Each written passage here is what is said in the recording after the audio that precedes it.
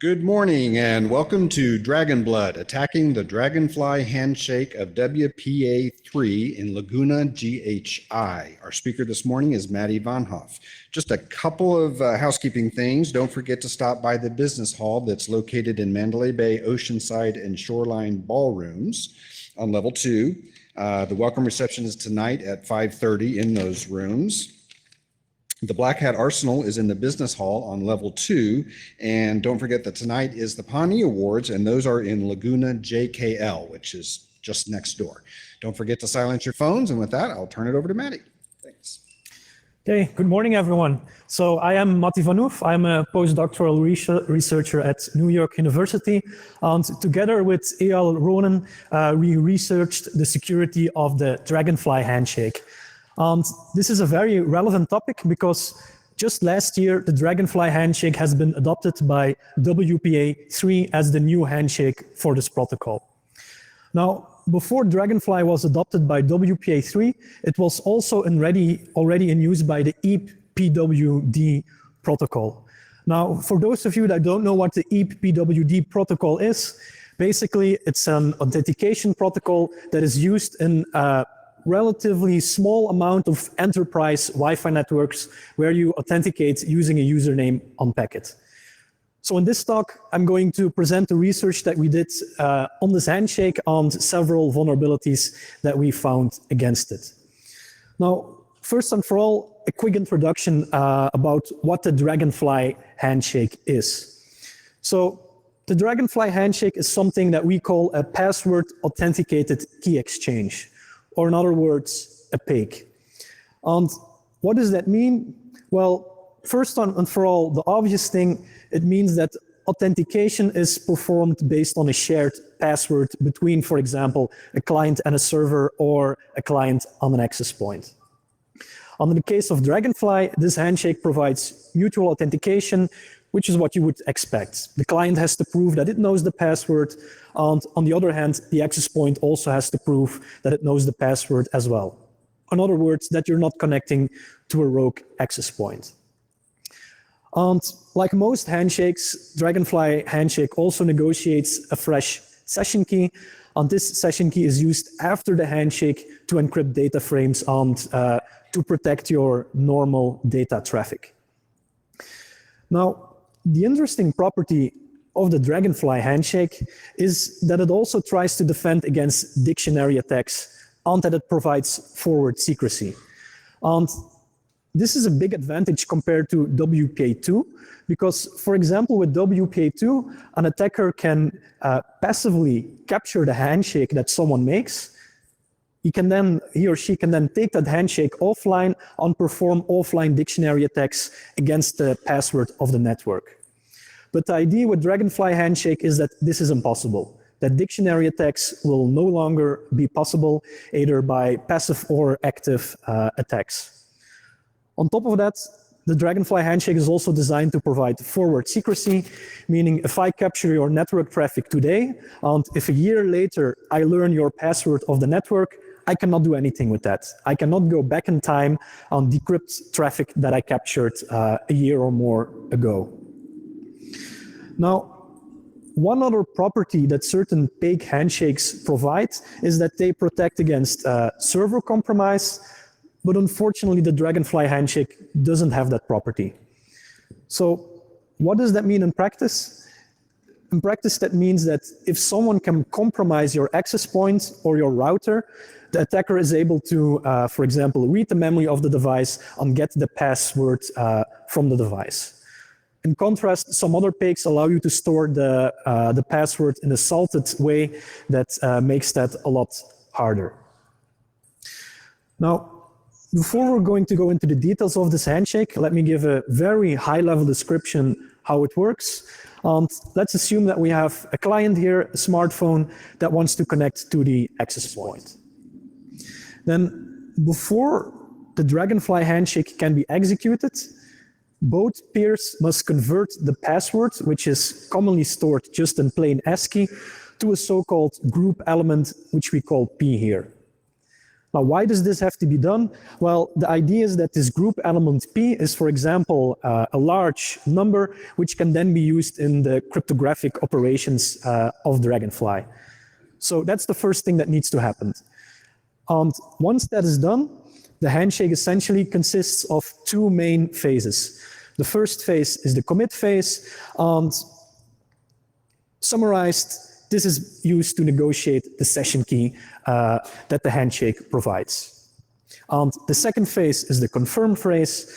And as the name implies, this is used to confirm that both peers negotiated the same session key. And this also proves that they indeed possess the shared password. Now, the most interesting part of this handshake is how the ASCII password is converted into this group element P, because this is also where most of the vulnerabilities we discussed lie. Before we get to this, there's one important remark, and that is that this handshake, the Dragonfly handshake, can be executed using two so-called cryptographic groups. It can be executed using mod P groups and using elliptic curves. Now, you may not all know what these cryptographic groups are, so let me give a very short introduction to what mod P groups are. Basically, when you're using mod P groups, it means all your crypto operations happens using normal numbers. And this number has to be smaller than an agreed upon prime. And for all numbers in this cryptographic group, the equation you see here in the second bullet point, this one has to hold. Now, fortunately, this math will not be important, but it is good to briefly introduce this. And if you're wondering why are they called mod P groups, well, this is because all operations happen modulo the prime of the group. So let's get back to our original problem here. Before the handshake can be executed, the plaintext ASCII password has to be converted into an element of this cryptographic group. And the question is, how can that be done? Well, a naive way is to simply take a hash of the password, here denoted by PW, combine that with the MAC addresses of the client on the access point, and then use the output of the hash function, which is here called value, is then interpreted as a number. We then perform some kind of special computation. You don't need to know the details here, but basically this transforms the hash output into a valid member of this cryptographic group. And the idea is that the result of this formula can then be used in our cryptographic operations. Now, this is all nice and well, but unfortunately there is one problem with this. Namely, for certain mod P groups, there's a high chance that the hash output of this algorithm, when interpreted as a number, is bigger than the prime of this cryptographic group that is being used.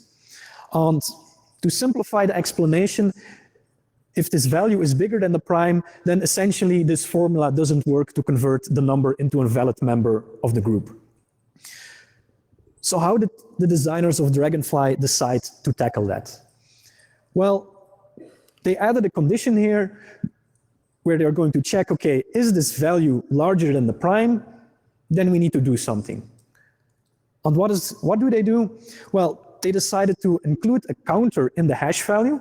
And in case in the first try, this hash output was too big, they're simply going to increase the counter and try again. And if it's still not the case, they will again increase the counter and try again. So maybe some of you will already see the problem with this algorithm. The problem is that the number of iterations that are being executed here depends on the password. In other words, we have a side channel leak, and I will show how this can be abused to recover the password. What makes the story even more interesting is that the designers were actually warned about this. When this Dragonfly handshake was proposed already back in 2010, both the IETF and the CFRG, which are basically two mailing lists where people discuss new protocols, they warned that this handshake might be susceptible to timing attacks and other side channel attacks. So how come that this algorithm now still managed to find its way into WPA3? Well, at the time the reply was, I'm not sure how important this problem is. I don't think the designers thought that this wasn't a very practical attack, and there was also some doubt about whether it really leaked the shared password. In other words, yeah, there might be some information that is leaked, but can you really recover the password based on this alone? So let me now explain how you can indeed use this to recover the password. Let's say that we have a Wi-Fi access point, it supports WPA3, and it uses the algorithm that I just explained.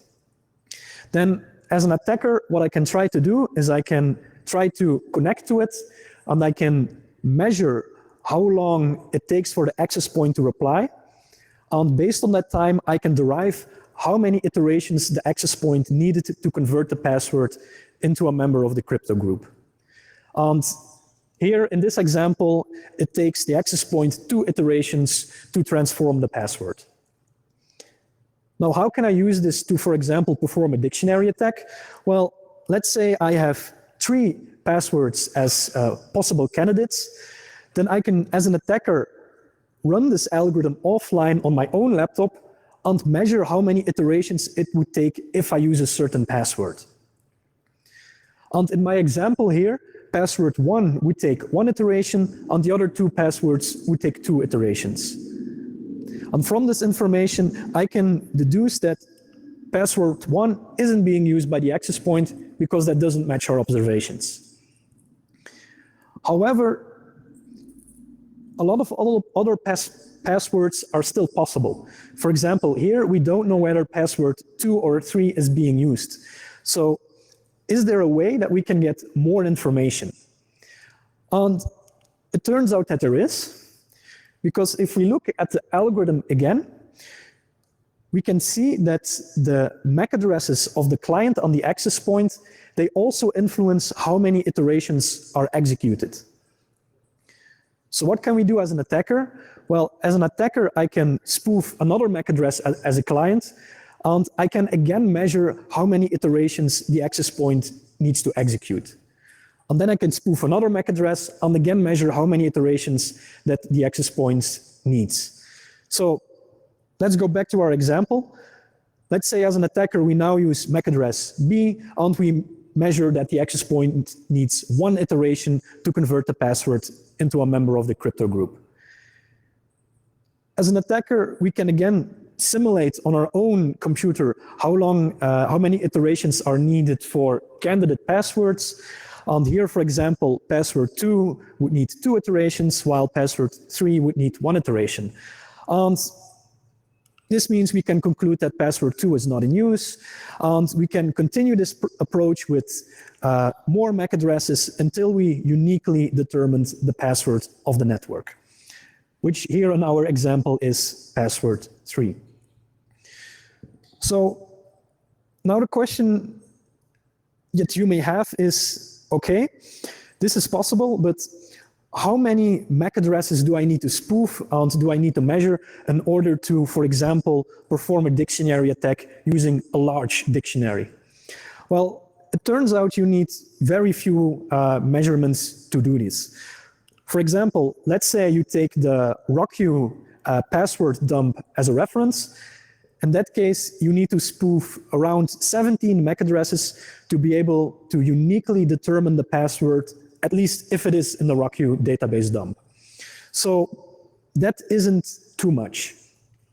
The main takeaway message here, the main thing to remember is that this number of iterations that the access point needs to convert the password into a group element, this essentially forms a signature of the password. And this signature can then be used to perform an offline dictionary or even a brute force attack. Now, a final thing that I haven't explained here yet is whether it's really possible to measure how many iterations that the access point executes. I mean, is this possible to do over Wi-Fi? Because with Wi-Fi, there can be a lot of overhead, messages can be dropped or delayed, so is this feasible? And to test this, we took a Raspberry Pi 1, and on this Raspberry Pi 1, we used the open source host APD software to set up a WPA3 access point. Now, this open source software is also used in nearly all home routers and in a lot of professional access points as well. And the reason we picked a Raspberry Pi is because its CPU matches the CPU of ordinary home routers and even some professional access points. And it turns out that if we then measure how long it takes for the access point to reply, we can indeed recover how many iterations the algorithm needed. And in our specific setup, we needed to perform around 75 timing measurements per MAC address to recover how many iterations that the access point executed.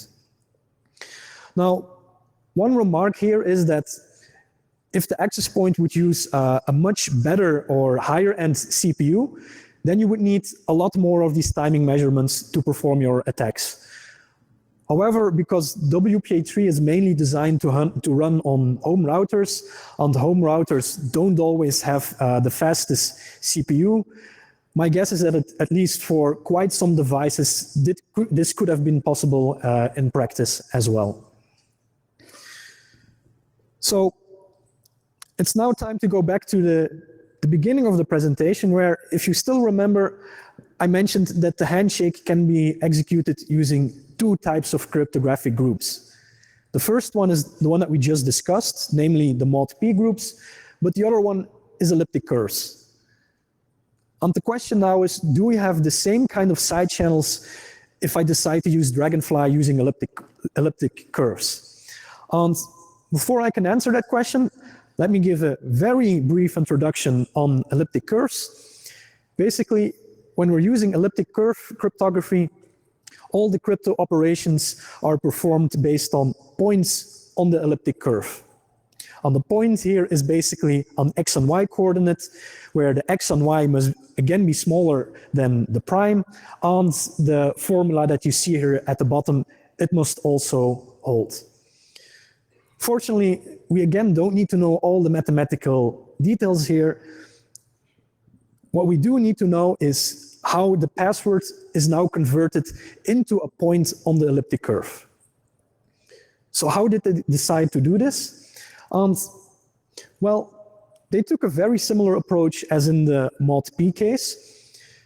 So what happens here is we take a hash of the password, we combine it with the MAC addresses of the client and the access point, and we take the output of this hash function as the x coordinate of our point. And then what the algorithm does, it will try to find the corresponding y value by essentially filling in this x value in the formula here in the middle, and then seeing if there is a solution for the y variable. Now, actually for half of all x values, there is no solution for y. So there's no corresponding y solution. And intuitively, you can think of this because we have to take the square root of this formula you see there at the bottom, and this square root doesn't always exist. And this is a problem, because that means that for certain hash outputs, there's no corresponding y values. And how do we handle this? Well, we handle this in a very similar way as before. We simply include a counter in the hash, and if it happens that we end up with an x value that has no solution for the y value, we simply increase the counter by 1 and try again. So you can see here that we are again having the same issue, because the number of iterations that are executed here depend on the password as well. And if we look at the EAP-pwd protocol, which, recall, already used the Dragonfly Handshake several years ago, and this protocol is used in a small amount of enterprise Wi-Fi networks, then the specification of the EAP-pwd protocol provides no defenses against this. In other words, it's vulnerable to almost exactly the same timing side channel that we just discussed. For WPA3, the situation is better. When they were standardizing WPA3, they realized that, okay, there is indeed a timing leak here, and we have to defend against this. And they decided on the following solution. They decided to always execute 40 iterations, no matter when the password element P was found. And this prevents most timing attacks, because if the password here is found in iteration 10, well, then still 40 iterations are, 30 extra iterations are executed, so we always execute 40 iterations in total. This means that if we at least use NIST curves, then there is no timing leak for WPA3 in this case. Unfortunately, though, there's also some bad news. The bad news is that WPA3 was also designed to support brain pool elliptic curves. And the problem with brain pool curves is that when using these curves, there's again a high chance that the output of the hash is larger than the prime being used by the scripter group. And this would again mean that the remaining cryptographic calculations, they would not be valid. It's a simplified explanation, but we can use this here.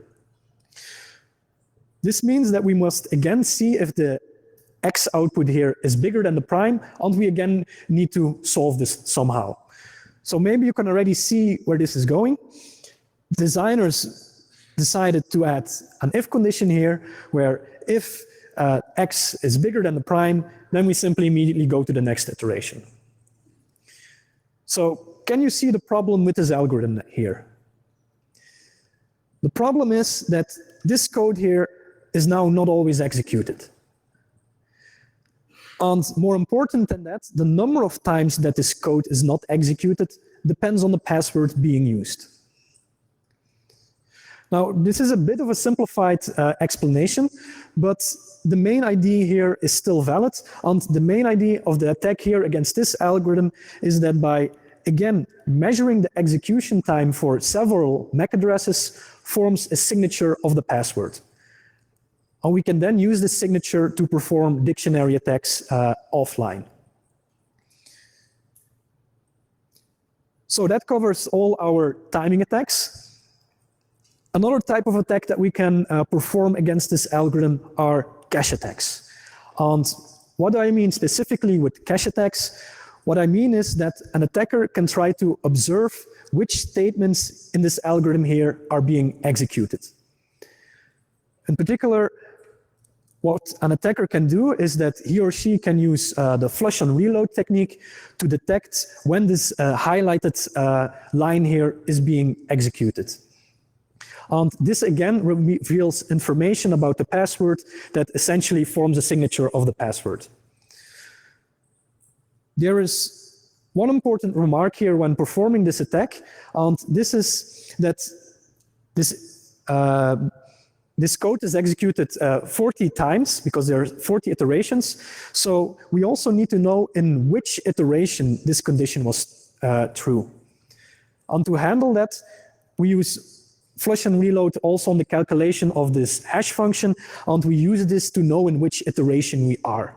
And we can then know in which iteration the square root indeed existed. Apart from this, we can also monitor when the X value was larger than the prime. We can again use flush and reload, and we again also use flush and reload to detect in which iteration we are. So the takeaway message here is that cache attacks using the flush and reload technique, they're also possible against the Dragonfly Handshake of WPA3. There are some important remarks regarding this attack though, and this is that this cache attack requires a more powerful adversary because the adversary needs to be able to run unprivileged code on the machine of the victim. This can, in practice, for example, be a malicious Android applications with very few permissions, or researchers also showed in the past that against old browsers, it's also possible to perform these cache attacks from JavaScript. Although with updated browsers, they have mitigations against that. And the second condition is that, like most Wi-Fi attacks, the adversary also needs to be within range of the victim. So these conditions are quite high, so this is not the most practical attack. However, considering that WPA3 is a new protocol, it is quite surprising that implementations are vulnerable to this kind of attack. And as I mentioned, the information that is leaked using these cache attacks, it again forms a signature of the password, which we can then use in offline brute force and dictionary attacks. And by this point, you may now realize that both for the timing attack and the cache attack, the side channel leaks that occur, they basically can be used to obtain a signature of the password. So for both our timing attack and cache attack, what we as an adversary gain is a signature of the password, and we can then use the signature in a dictionary attack. This means that there will be quite some benefit to optimizing this offline dictionary attack and make it as fast as possible, because we can use it in both situations. And we implemented these optimizations on a GPU, and when running our algorithm on Amazon EC2 instances, we found that we can brute force 10 to the power 10 passwords for only $1 in Amazon spot instances. Now, to give you a bit of an intuition about how large this dictionary is, basically, this is larger than all known password leaks. So this number is larger than the RockU database dump. It's larger than all the passwords in Have I Been Pwned. It's larger than all dictionaries of English words. So if you have a dictionary, it will basically cost you $1 to then brute force the password, at least if the implementation is vulnerable to the timing leaks or the cache attacks. And this is quite cheap. Inspired by this, we also made the calculation, what if we don't just want to perform a dictionary attack, but what if we want to perform a real brute force attack, and we want to brute force all passwords of 8 characters. And here I really mean all characters, meaning all 256 possibilities for each character. And in this case, when attacking Mathy or brainpool curves, that would cost you about $70 on Amazon spot instances. When you would apply this against NIST elliptic curves, the computations are more costly, and it would cost $14,000. And this is a lot more, especially if you would compare it to the dictionary attacks of WPA2. On the other hand, there's still the same remark that WPA3 is a modern cryptographic protocol, and this should not be possible at all. So that covers the design flaws that we discovered in Dragonfly. On top of that, we also looked at recent implementations of WPA3 and EAP-pwd as well. And here we also found some implementation bugs. So the bugs that I discovered previously, they're really design issues that, in my opinion, should be fixed by updating the standard, but we also found some programming mistakes. And the most important one that we found, this was especially present in EAP-pwd implementation, is the so-called invalid curve attack. And to give a high-level explanation of this attack, recall that the Dragonfly Handshake, in the case of WPA3 or also EAP-pwd, the first phase of this handshake is the commit phase. And when using elliptic curves, this commit frame contains a point on the elliptic curve being used. And normally, these x and y coordinates, they must adhere to this specific formula of the elliptic curve being used. But as an attacker, we can try to send 2 x and y coordinates that are not on this elliptic curve. And if the implementation, in this case the access point, forgets to check whether the received x and y coordinates are indeed on the curve, this means that the negotiated key will be predictable. So to recap that, if we send an invalid x and y coordinate, the key that is being calculated by the access point is predictable. It can, for example, only have 3 or 100 possible values.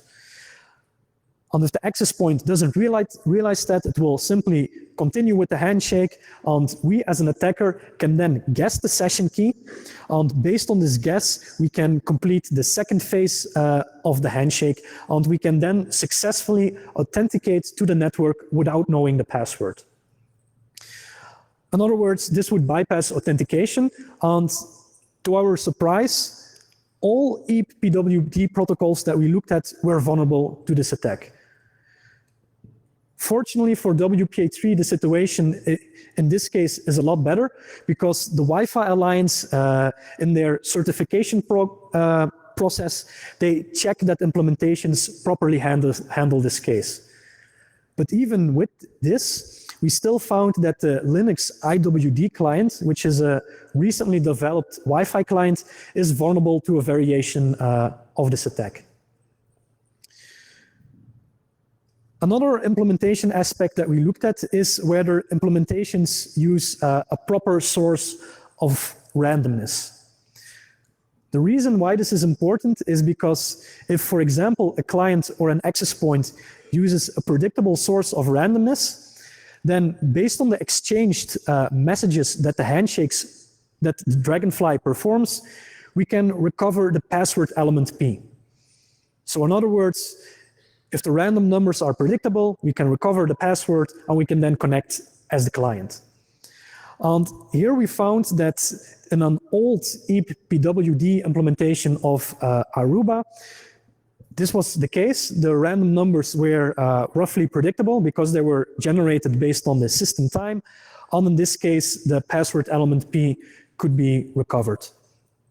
And this is actually quite an interesting attack because if we compare this to WPA2, then with WPA2, we would not have this issue.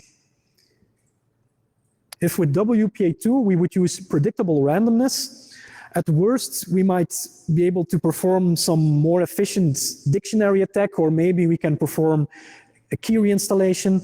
But in general, it doesn't have a much impact with WPA2, while with WPA3, if you use bad randomness, the result is absolutely catastrophic because an adversary can recover the password.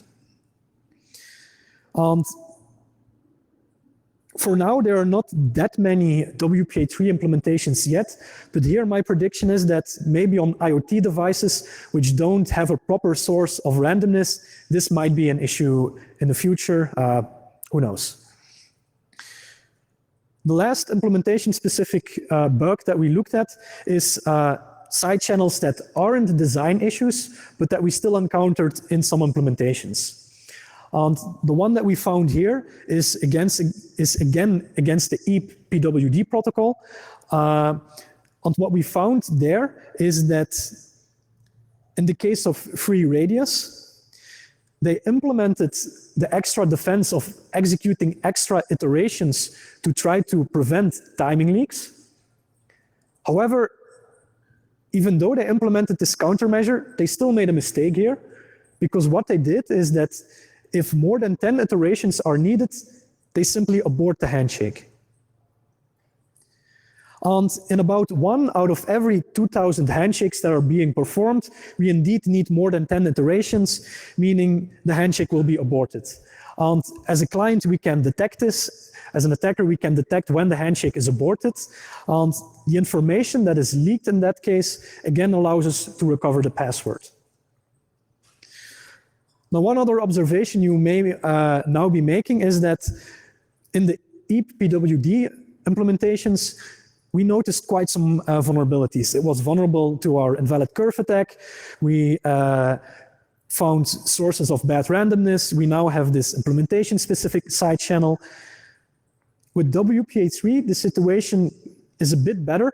And my guess is because vendors invest a bit more time in implementing WPA3, at least so far. So that covers the implementation-specific attacks. The last type of attacks that I want to discuss are more specific to Wi-Fi networks and WPA3 specifically. So if we go back to our initial overview of how the handshake worked, recall that if we perform the handshake, the password has to be converted into a group element, and this has to be done every single time the handshake is executed. We cannot store this group element offline, and this is because it depends on the MAC addresses of the devices, and in particular, it depends on the MAC address of the client. So an access point cannot simply store the group element P, because we as an attacker can then simply spoof another client MAC address, and the access point then must perform this calculation again. Now, unfortunately, as you saw here, when the access point converts this password into a group element, it implements this defense against timing leaks, meaning it executes 40 iterations every time a handshake is being initiated. And that is quite a large overhead in practice. And especially when you use one of the more secure and bigger elliptic curve groups, this overhead is quite high. For example, we found that against a professional access point that supports one of these bigger elliptic curves, if I would initiate, say, 10 handshakes per second, this would overload the CPU of the access point. And if I would use a smaller elliptic curve, but still one that is secure, this would be around 70 connections attempt per second. And if I do that, then the CPU of the access point would be overloaded, which in practice would mean that other WPA3 handshakes would be delayed or would no longer be possible. In other words, as a client or as an adversary, we can initiate these handshakes with the access point and cause a denial of service attack. Another Wi-Fi specific attack that we found is that WPA3 also supports a mode where a network can simultaneously support both WPA2 and WPA3 at the same time. And the decision that they made here is that both the WPA2 and the WPA3 network, they would use the same password. Now, if we were to try to attack this setup, for example, let's say that I find an access point that supports both 2 and 3, then I could try to set up a malicious access point that only supports WPA2, and I can then try to establish a man-in-the-middle position.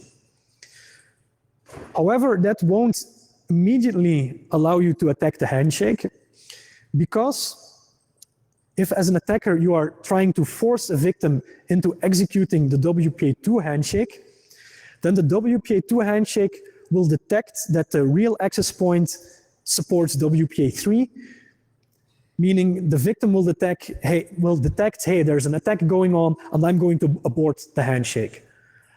And that's good, because that means that WPA3, when you configure it this way, where you simultaneously support both versions, then it provides forward secrecy.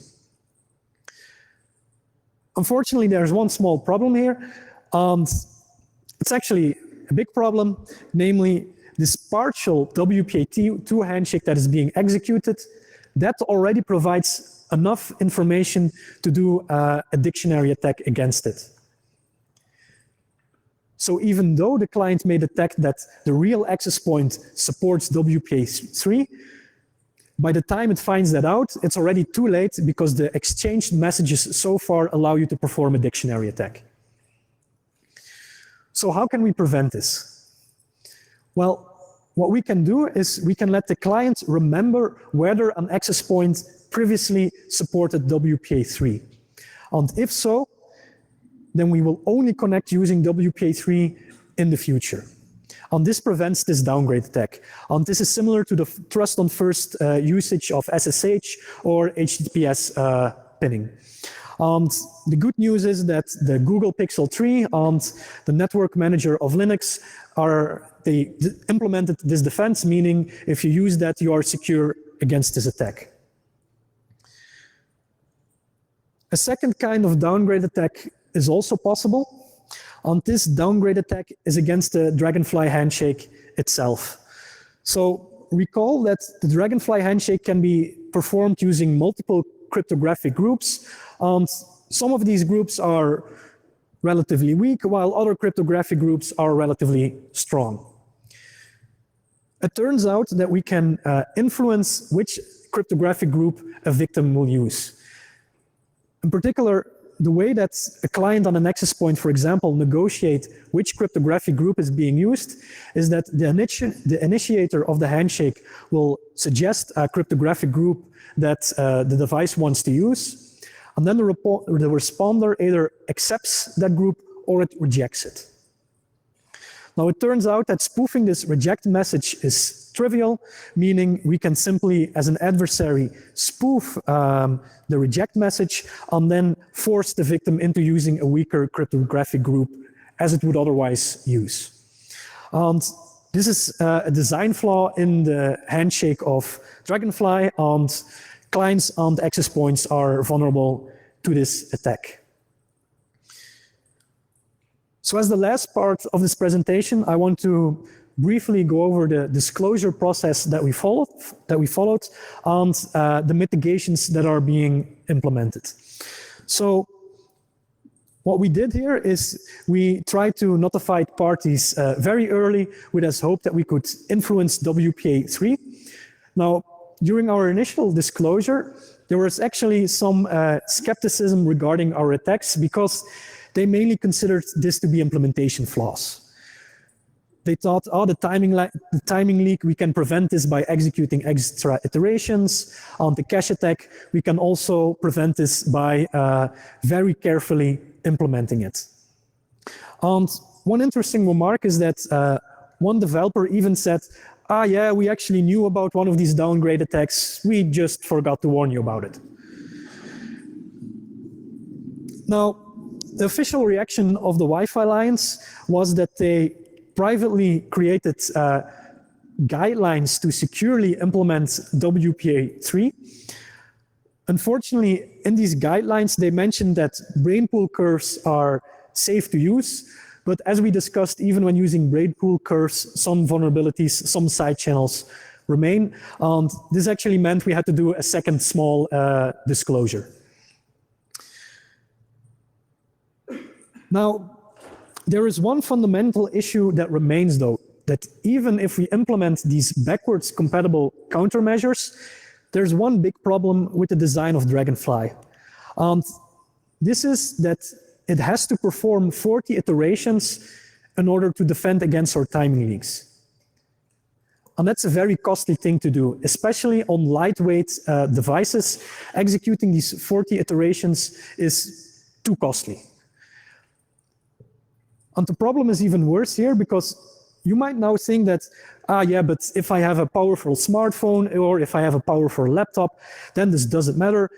The CPU of my device is powerful enough that this isn't an issue. Unfortunately, what we see in practice, or what's at least a common practice with WPA2, is that a lot of times the Wi-Fi handshake is offloaded to the Wi-Fi radio itself, so that the main CPU doesn't have to care about the handshake. And unfortunately, these lightweight Wi-Fi chips, they are not powerful enough to always execute these 40 iterations. Meaning, as an implementer, you have to decide between either doing these 40 iterations and possibly being vulnerable to denial of service attacks or consuming a lot of power, or not doing these iterations and possibly being vulnerable to timing attacks. So that's not a good situation because no matter what you do, you basically end up in a bad position. The good news here, though, is that the standard is now being updated with ways to prevent these vulnerabilities in a proper way. The first thing that is being done is that they are now implementing a defense to prevent these downgrade attacks against the cryptographic groups. And another design issue that they are now making is that they modified the algorithm that converts the password into a group element so that this algorithm can also at least partly be executed offline. This means it doesn't have to be executed every single time you perform a handshake, and this helps with allowing you to implement it efficiently and also makes it more complicated to perform attacks.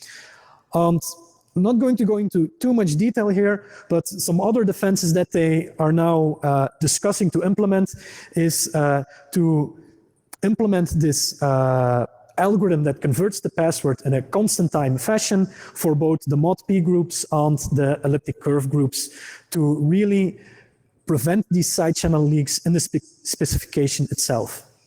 And these suggestions are actually very good. So if an implementation follows these, WPA3 is actually, in my opinion, a pretty good protocol. Unfortunately, these changes are not backwards compatible. So this might lead to a new revision of WPA3. It's still unclear how this will be handled.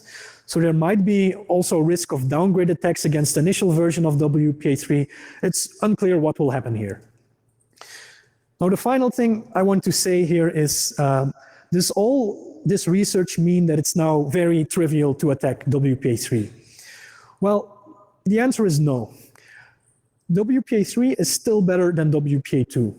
Because with WPA2, it's really trivial to perform a dictionary attack. You just capture the handshake and you do your dictionary attacks. With WPA3, you need to perform these timing attacks, you need to perform these cache attacks, and only then can you do the dictionary attacks. So in that sense, WPA3 is better. However, as a modern security protocol, the vulnerabilities that we found are really unacceptable. So that concludes my talk. So the takeaway messages here is that WPA3 is vulnerable to side channels. The countermeasures here, they are quite costly. And because of that, the standard is now being updated. And the planned updates, they're actually quite strong. So the last conclusion here is that if you have a device that supports WPA3, yes, WPA3 has its flaws, but it's still better. So if possible, you should use it. So thank you for your attention, and if there are questions, feel free to ask.